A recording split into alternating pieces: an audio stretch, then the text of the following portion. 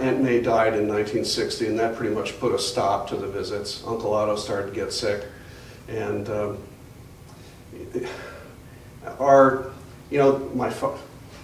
lot of the girls in that family, they were all girls, 2 sets of 4 girls.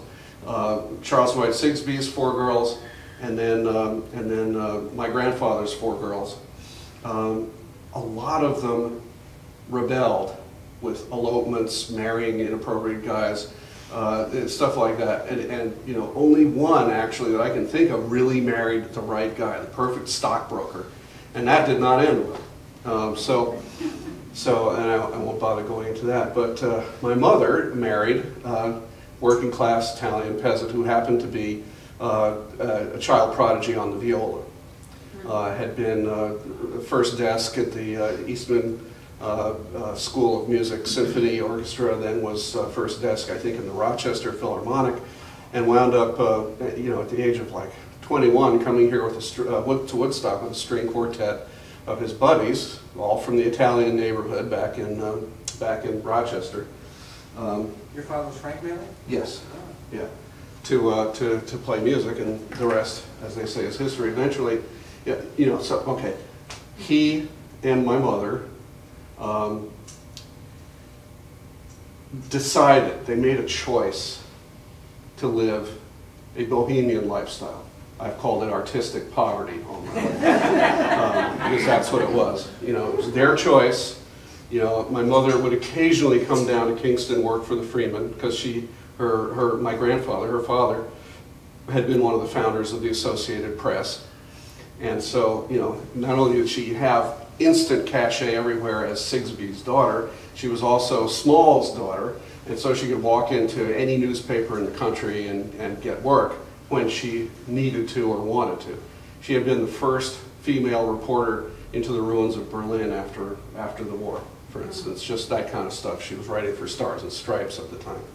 Intrepid kid, and had a night beat on the streets of New York City, you know, first thing out of college at the University of Miami, so she was, what, 21, 22, you know, pretty blonde, you know, everybody talked about how beautiful she was. The pictures certainly so indicate, and there she was with a night beat in New York City. So anyhow, my folks bought, and we lived in, one of the Hervey White houses on the Maverick Road. One of the houses that Hervey White built when he spun out of Birdcliff because he was mortally offended at their anti-Semitic attitudes. So he started a somewhat more liberal version of the utopian arts community on the Maverick.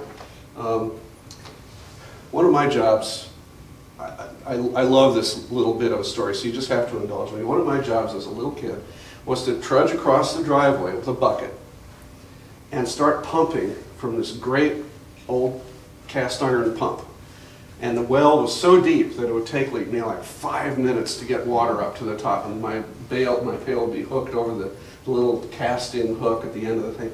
Finally it would go squish, with that welcome, beautiful sound of water blasting into the bottom of an empty steel pail. And you know, I'd come back panting out of breath. That well led directly to the Woodstock Festival. That well was the first well on the Maverick. It bankrupted the community such that they had to come up with this idea for the Maverick festivals, which ran from like 1911 way into the 20s, and were known as these great bacchanalia. Famous actors and actresses came up to act in these stage productions, and you know, they did a Burning Man thing. They would always build some construction. One year it was a great square-rigged ship, in fact, out of wood. And then at the end of the festival, they burned it and danced like wild things around it, drinking, carrying on, shrieking as the thing burnt too. Yeah. So, and it was those festivals that directly inspired Mike Lang to get involved with, you know, putting on rock festivals during that whole era. So anyhow, you may have gleaned by now that there was a need for this pump, and the house had no running water, basically. And every once in a while, the folks would get really sick and tired of standing in a cast iron tub and boiling a bunch of water and pouring it in there and taking sponge baths, and we'd, you know, go drag ourselves over to the Fischer house and take a bath. A real bath with real running water in a real bathtub. Oh, it was such luxury. I will never forget it. They'd send us up to the 3rd floor where there was the bathtub, and we'd have the whole 3rd floor to ourselves for the afternoon.